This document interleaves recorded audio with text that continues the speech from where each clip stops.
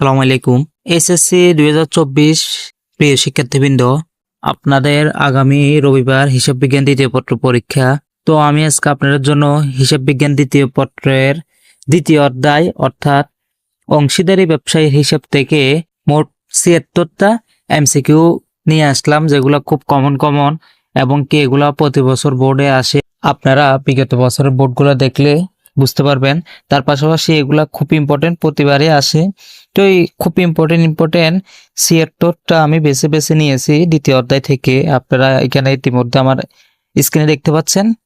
তো কথা না পারি আমি এখন মূল ভিডিও যাচ্ছি। ১ নং, চুক্তির অবর্তমানে অংশীদারির পরোক্ত ঋণের সুদের হার কত?